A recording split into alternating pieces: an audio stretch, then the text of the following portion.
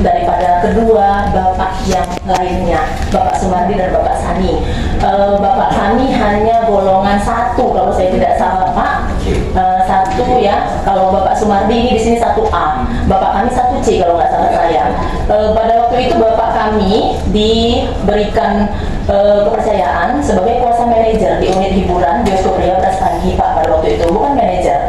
Jadi ada sedikit kemarin yang tidak mengenakan kepada kami seolah-olah mengada-ngada jabatan Bapak kami itu manajer, bukan. Kami juga tahu diri Pak, Bapak kami bukan manajer, tapi kuasa manajer. Artinya ada lagi atasannya yaitu yang berjabatan sebagai manajer. Itu di tahun 2013. Nah pada waktu itu, masih cerita dari PDAIJ Pak, Bapak kami dan juga berikut teman-temannya yang 2 lagi tidak menerima pesangon yang ditawarkan karena mereka menganggap belum menerima gajinya sejak tahun 2007. Nah setelah itu mereka ditawarkan pesangon dengan jumlah yang sekian dengan masa kerja, masa baktinya Pak 32 tahun katanya. Nah, pada waktu itu Pak, saya sempat bertanya kepada Bapak Direktur, mohon maaf Pak, berapa usia pensiun di perusahaan PDAIJ? Beliau menjawab pada waktu itu Pak, perusahaan menetapkan masa pensiun untuk karyawan 55 tahun. Nah, saya kaitkan dengan usia almarhum ayah saya Pak, beliau pada waktu bulan Juni tahun 2013 masih berusia 54 tahun. Nah, pada waktu itu saya bantah lagi kepada Bapak Direktur, Bapak saya belum 55 tahun Pak, kenapa dipensiunkan? Bapak Direktur tidak menjawab, pada waktu itu ada stafnya yang menjawab, mengatakan itu masa persiapan pensiun. Nah yang mau saya tanyakan Pak, apakah masa persiapan pensiun itu sama dengan masa pensiun secara definitif? Ini Pak yang pertama, karena kami nggak ngerti Pak. Nah berikutnya untuk Bapak Sumardi dan Bapak Sani mungkin memang lebih tua usianya daripada almarhum ayah kami. Mereka memang sudahlah masuk kepada masa pensiun Pak, tapi mereka juga tidak menerima pesangon, apalagi surat pemberhentian ini secara hormat yang disebutkan oleh PDAIJ. Mereka tidak menerima Pak. Nah jadi di tahun 2013 itulah yang terjadi Pak. Nah yang saya bingung juga Pak, di tahun 2013 tadi ini udah ngotot PDAIJ sudah memberhentikan karyawannya. Di tahun 2015 Pak, Bioskop Ria Brastagi menghadapi masalah besar Pak, sengketa tanah yang dilakukan oleh P. Mila Purba Pak, masyarakat setempat. Mereka ingin menyerobot. Nah pada waktu itu Bapak kami pada waktu itu Pak, ini notabene katanya 2013 sudah diberhentikan ya Pak. Di tahun 2015 datang orang mau menyerobot, yaitu saudara Mila Purba dari Brastagi untuk melakukan sengketa tanah terhadap bioskop, mengklaim bahwa itu adalah harta dari nenek moyangnya katanya Pak, tanah ulayat katanya kalau nggak salah saya Pak istilahnya gitu ya. Nah pada waktu itu Bapak kami dikeluarkan lagi dari PDAIJ mandat surat tugas untuk mengawal persidangan ke Pengadilan Negeri Kabanjahe Pak. Ada suratnya Pak. Nah dilanjut lagi karena perusahaan masih terus, berarti kan Pak secara logika berpikir orang awam Pak, kalau tadi sudah di PHK kan di 2013, kenapa 2015 masih disuruh lagi, dikasih surat tugas lagi? Saya juga sudah tanya kepada direktur pada waktu itu, mohon maaf Pak, direktur memang tidak banyak menjawab, yang banyak menjawab adalah kuasa hukumnya dan juga para stafnya Pak, yang tahu banyak tentang seluk-beluk PDAIJ khususnya, itu ya Pak, karena saya tahu juga direktur di perusahaan ini kan selalu berganti sesuai dengan masa-masa jabatannya gitu ya Pak. Nah jadi pada waktu itu katanya ada yang menyeletuk pada waktu itu Pak, dia bilang itu kan dikaryakan. Tidak ada bahasa dikaryakan di sini Pak. Di situ jelas surat tugasnya adalah untuk sebagai kuasa manajer untuk mengurus, mengawal perkara persidangan di Pengadilan Negeri Kabanjahe. Sampai dengan 2016, kata perusahaan, almarhum Bapak kami Pak, khususnya Bapak kami dimutasi ke Kuala Simpang, dimutasi Pak. Kenapa sudah di PHK, berikut dikasih tugas kembali, dipercayakan ke pengadilan, terus ada kata mutasi lagi Pak. Nanti saya bingung Pak. Nah, mutasi. Jadi saya tanya kepada direktur, kok bisa mutasi lagi? Dan memang Pak, saya akui direktur nggak banyak ngomong pada waktu itu, tidak. Nah, jadi pada waktu itu katanya ke Kuala Simpang itu dimutasikan Bapak kami kembali, Pak. Di 2016 atau 2017 saya kurang ingat, Pak. Nah, jadi pada waktu itu katanya Pak, almarhum Bapak kami menolak. Nah, jadi kan Pak, agak-agak bingung nih kita orang awam. Kok bisa ya ditolak gitu? Kok bisa nolak gitu ya Pak ya? Berarti bisa ada tawar-menawar nih. Nah, berikutnya Pak, yang kami tahu di tahun 2013, karena Bapak saya sering sekali bercerita kepada saya, karena saya anak tertuanya dan dianggapnya enak diajak ngobrol kali ya Pak ya. Beliau selalu cerita sama saya, ini bioskop Ria, mohon maaf Pak, ini memang bukan ranah kami, tapi ini sekedar informasi untuk Bapak-Bapak. Di tahun 2013, bioskop Ria ini sudah disewakan atau di BOT-kan istilahnya Pak, kepada PT Makmur Propertindo Jaya. PT Makmur Propertindo Jaya. Pada waktu itu ownernya Bapak Darto, Chinese ya Pak ya, orang berkebangsaan Indonesia tapi warga ini Tionghoa. Nah, berikutnya Pak, beliau sudah kami langsung bertemu dengan anaknya sekarang karena beliau juga sudah meninggal dunia, sudah menyewa Pak BOT kan, istilah BOT Pak, saya juga nggak tahu ini, kalau Bapak jangan tanya saya apa tuh BOT. 2013 sampai dengan 2043 Pak, selama 30 tahun. Nah, ketika kami tanya, mohon maaf Pak, berapa disewakan? Kami bukan kepo gitu ya Pak, cuma mau tahu aja gitu ya. Disewakan itu sebesar 3,6 miliar Pak di tahun 2013. Informasinya dari langsung Pak, dari yang bersangkutan Pak, dari yang bersangkutan. Kita siap untuk dikonfrontir Pak. Nah, berikutnya Pak, di tahun 2014 tadi saya dengar Bapak sebutkan ada surat untuk pengosongan rumah ya Pak ya. Mohon maaf Pak, kami tidak pernah menerimanya 2014. Karena seperti yang saya runutkan tadi tahun-tahunnya Pak, di 2014 kalau kata AIJ sudah memerintahkan kami untuk mengosongkan rumah dinas, kenapa di tahun 2015 ada keluar surat tugas dan 2016 ada mutasi katanya ke Sekolah Simpang Pak. Inilah runutannya Pak, runutan tahunnya gitu ya Pak, dari data yang kami miliki. Nah, berikutnya Pak, sehubungan dengan kejadian yang semalam Pak, yang terjadi semalam, pengosongan secara paksa kepada kami dari perusahaan PDAIJ Pak. Semalam itu sebelumnya tanggal 31 Agustus di tahun ini, masih seminggu yang lalu Pak, kami diundang untuk rapat koordinasi. Dimediasi, mediatornya adalah pihak polisian Polres Kabanjahe. Nah, pada waktu itu Pak hadir dari PDAIJ yang hadir saudara Beni, saya kenal. Lalu kuasa hukumnya bukan Bapak yang ini Pak. Mohon maaf Pak, berarti ada dua kuasa hukum nih PDAIJ.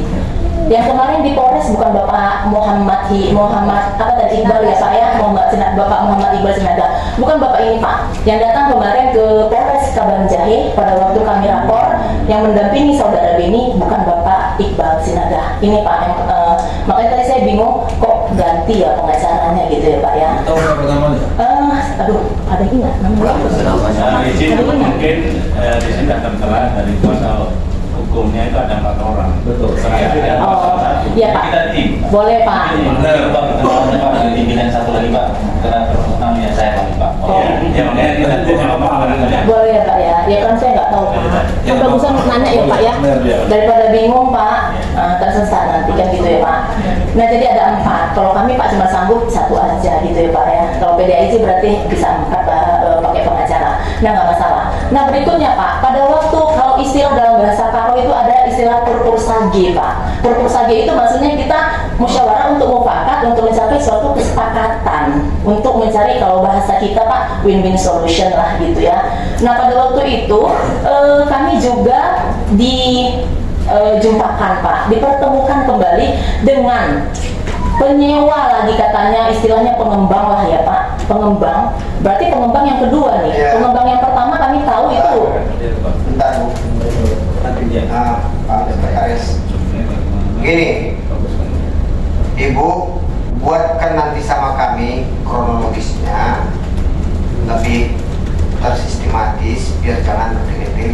Siapa? Ibu dengar dulu saya ngomong, buatkan dia secara sistematis.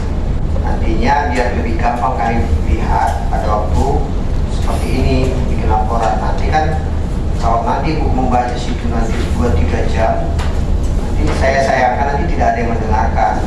Baik Pak. Maksudnya begini Bu, cobalah usahakan Ibu dipersingkat dan nanti berikan sama kami kronologisnya bagaimana supaya kami di sini lebih melihat, lebih memahami, ya Bu ya. Nanti kalau Ibu katanya hal-hal yang tidak perlu nanti sampaikan di situ, nanti tidak bermanfaat, nanti itu yang kita sayangkan nantinya. Saya rasa itu ya Pak Sekretaris, supaya nanti lebih sederhana tapi tertuang di dalam ini Bu, ya. Ya jangan yang tidak perlu tidak usah bicara. Terima kasih. Saya sebentar waktu Ya, silakan. saya kira boleh dilanjutkan Pak Ketua, tapi singkat waktunya aja. Baik Pak. Supaya tersalurkan itu. Baik Pak, sedikit lagi. Ini sedikit lagi memang Pak. Nah jadi tadi kita sudah purpur lagi Pak, musyawarah untuk mufakat, untuk mencapai suatu kesepakatan bersama dengan. Nah kami ketika itu dihadirkan dengan pengembang kata mereka Pak dari PT Deleng katanya, Deleng Sibaya. Nah jadi mereka ini akhirnya Pak yang hari ini sepertinya yang menjadi lawan kami ini Pak masyarakat, lawan kami masyarakat lah ya kalau memang secara tersurat mungkin bapak-bapak kami ini belum menerima surat resmi Pak kan gitu ya, tapi secara umur mungkin mereka sudah memang masuk usia pensiun pastinya, kami juga sadar itu gitu Pak. Nah jadi pada waktu itu ini singkat cerita Pak ada kios, nah jadi kami dituduhkan Pak, kami dituduhkan almarhum bapak kami ini kemarin datang tipikor Pak ke rumah untuk mengklarifikasi, katanya kami dituduhkan, kami lah Pak dalam hal ini karena orang tua kami sudah meninggal, dituduhkan mengutip uang sewa sejak tahun 2017 atas kios-kios yang berada di sekitar bioskop bioskop Ria Pak. Nah padahal Pak di situ saya pertegas Pak, pengutip sewa itu dari PDAIJ adalah saudara Beni, Ibu Juli yang selalu datang dan bersama dengan Ibu Aisyah selalu datang ke Brastagi. Kita bisa konfrontir dengan para penyewa di sana Pak. Mereka selalu datang mengutip sewa Pak. Sewa-sewa itu berdasarkan dari aset yang memang milik AIJ kan gitu Pak. Ada bufet 1, bufet 2, ada pangkas 1, ada pangkas 2. Itulah Pak kios. Kios Bu. Untuk kios Pak ada 4 itu Pak yang dikutip mereka selalu selama ini. Nah untuk kios Siapa nama pengutipnya? saudara Beni Pak dari AIJ, Beni Pandiangan. Ada Pak. Ibu Aisyah, Ibu Juli. Ya Pak. Dan ya kalau sebelumnya, ketika dulu bapak kami masih hidup, Bapak Tono juga sering menjadi sopir dari perusahaan untuk mengawal dari bapak-bapak dan ibu-ibu ini untuk mengutip sewa ke sana Pak. Ini yang terjadi. Jadi kami tidak ada mengutip sewa Pak. Nah untuk kios yang kami tempati Pak, ini letaknya Pak lengket dengan rumah dinas. Kenapa kami dirikan kios Pak? Karena pada waktu itu Bapak Purna Irawan, Direktur PDAIJ pada masa itu menyampaikan kepada orang tua kami perusahaan kolaps. Perusahaan seperti kata Bapak tadi tidak sehat. Nah jadi maka itu kalian manfaatkanlah di situ. Ibu kan bisa jualan, ibu kan pandai jualan nggak Bu? Jualan apa Bu? Jual nasi Pak. Jadi kami supaya bisa sekolah kan gitu ya Pak. Dengan gaji orang tua kami tadi yang sudah kita dengar bersama Pak, yang sudah kita dengar bersama. Nah jadi untuk itu Pak, makanya kita buat kios. Jadi kios itu kami Pak sebagai pengelolanya untuk menyambung hidup karena memang gaji itu tidak diterima dari perusahaan sejak tahun 2007 Pak. Nah seperti itu Pak. Jadi kami tidak mengutip, tidak ada kami mengutip sewa, apalagi menyewakan, tidak. Nah kemarin juga kita karena ada sengketa dengan Mila Purba, pada waktu itu Bapak Purna Irawan mengatakan kepada almarhum ayah kami, silakan Pak Jul dijaga aset kita. Bagaimana cara menjaganya? Kata Bapak, Pak kalau saya dirikan kios, boleh didirikan di depan. Didirikan di depan ex bioskop Ria Pak. Nah pada waktu kemarin Pak, sebelum ini datang pengembang yang kedua ini Pak, mereka hancurkan Pak. Ibu sebentar, rekan-rekan semua. Tadi kan saya sampaikan, Ibu tulis saja jadi ada pertanggungjawabannya. Kalau nanti, maaf ya Bu ya, bukan kita mau melarang Ibu untuk menyampaikan itu. Ibu tulis, jadi ada pertanggungjawaban dengan apa yang Ibu sampaikan tadi, dan tidak bertele-tele, itu maksud kita. Ibu dengar saya dulu, biar nanti semua ada pertanggungjawabannya. Kalau nanti Ibu sampaikan seperti itu terus-menerus, tidak ada pegangan kita untuk nanti mengkonfrontir ke yang pihak yang lain, itu nanti bolak-balik. Sudah dicek, nggak ada saya bilang gitu, nggak ada saya ngomongkan gini, nanti itu yang jadi persoalan buat kita. Makanya jangan Ibu sampaikan saja poin-poin yang pentingnya. Udah, kalau misalnya ada dibilangkan itu, nanti kita konfrontir langsung. Jadi ada pegangannya, kita ada pegangannya gitu loh, biar jangan bolak-balik. Siapa? Tadi saya sudah sampaikan, jangan bolak-balik supaya sini kan kita rapat dengan pendapat, ada persoalan ini supaya kita nanti bisa menilainya apa yang jadi rekomendasi kami Bu sama pihak perusahaan yang dibawa pemerintah provinsi ini. Siapa? Ada rekomendasi kami ya Bu ya. Siapa? Silakan, Bu. Maaf Pak, saya merasa tidak ada mengulang-ulang cerita, tidak ada. Semuanya ceritanya sesuai dengan alur yang memang saya alami bersama dengan orang tua saya. Nah jadi Pak, yang terakhir, kemarin datang Satpol PP Pak, mereka itu seperti menangkap teroris Pak, lengkap dengan apa itu namanya Pak, untuk pelindung diri, helm, sementara kami sedang berjualan Pak, kita buka kedai nasi Pak, untuk menyambung hidup tadi, lalu mereka hancurkan Pak. Jadi sekarang Pak, hari ini udah porak-poranda lah Pak warung kami tadi, dan mereka mau menerobos ke dalam rumah. Pada waktu itu anak-anak banyak di dalam. Jadi kan Pak, ketika itu wajar adik saya yang nomor 2 ini yang perempuan bilang kepada salah satu dari anggota Satpol PP, janganlah kayak gini Pak, tolonglah Pak, janganlah langsung hari ini Pak, langsung tengoklah anak-anak kami Pak, udah trauma katanya.